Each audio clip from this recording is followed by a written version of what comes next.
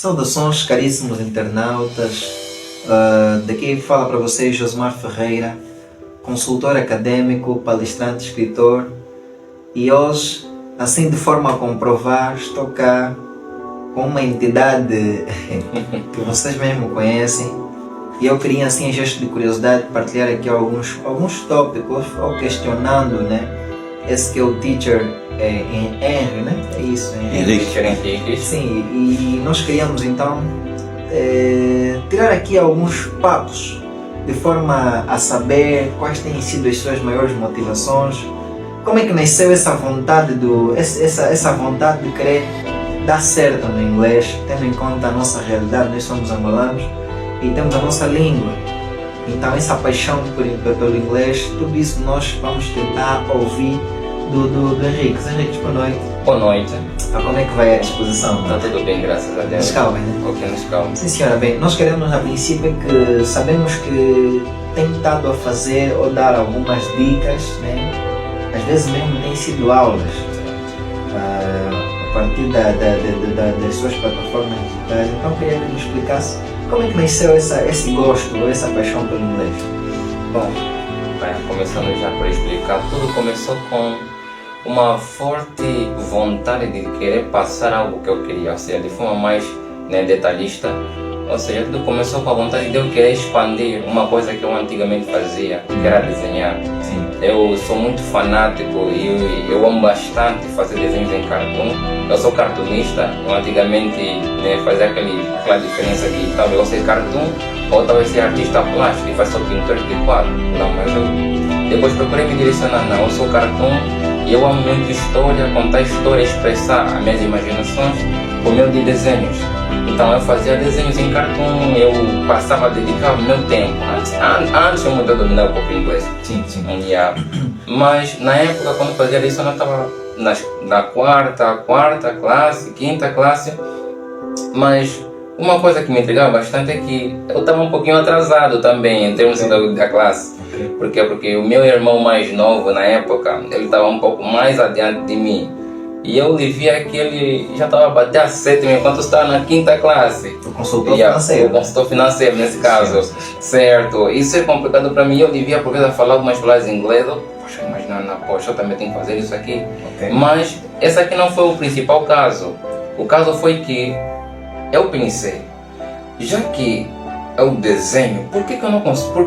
Será que é possível passar a história que eu faço? Não só em português, mas também numa outra língua, de modo que ela possa se expandir em toda parte do mundo. Até porque também eu tenho visto assim tenho visto assim DC Comics e tal, como Batman, Superman, Wolverine, tipo nesse que é os X-Men.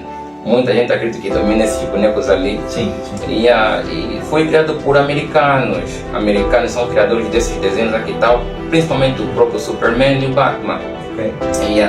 Então disse, não, é possível sim, talvez eu poder também colocar meus desenhos numa outra língua, de modo que possa expandir. Quem sabe esses caras lá que estão aqui criando esse desenho possam talvez dar conta também do que eu faço e me puxar também de lá. Certo.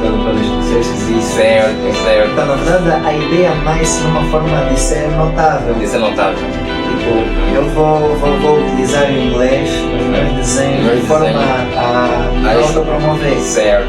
Ok, mas está bem. Agora, assim, porque se a intenção partiu nesse âmbito, eu queria perceber onde é que nasce realmente.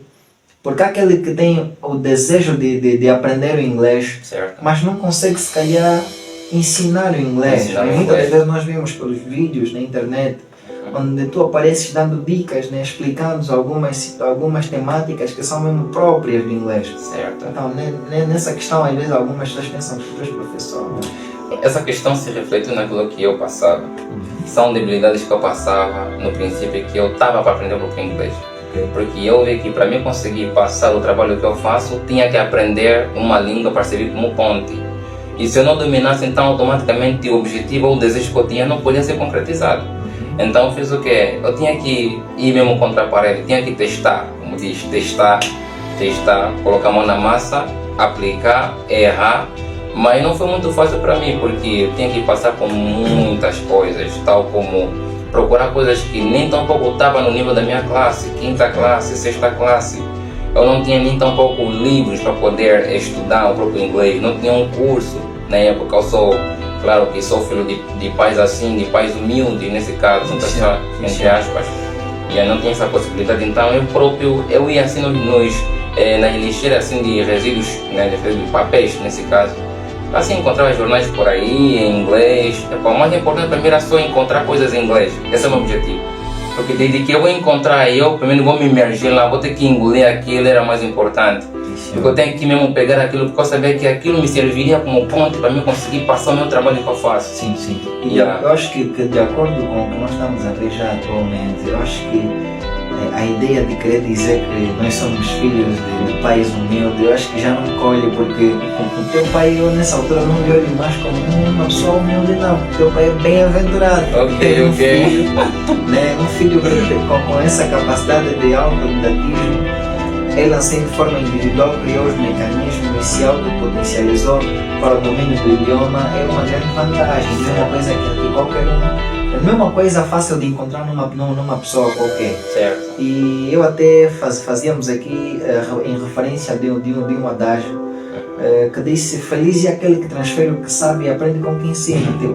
Em função das tuas explicações, da tua forma de partilhar o conhecimento, eu acho que mais conhecimento tu ainda começo a angariar, eu começo a renovação. Certo. O nosso intento hoje era mesmo simplesmente partilhar consigo. Porque há muitas pessoas que olham para si, sabem que tu és jovem com tantas pretensões e que almeja muita coisa. Agora, vamos mesmo em gesto de dicas, naquilo que é já o essencial. Quais foram a maior dificuldade que tu tiveste nesse trajeto todo para hoje, 2024, teres o inglês assim mesmo? Quais foram as maiores dificuldades que você teve no trajeto todo? No princípio foi questão de materiais essenciais. Ausência de materiais. Certo. Mas só que quando falamos de materiais, muito pensam que é gramática.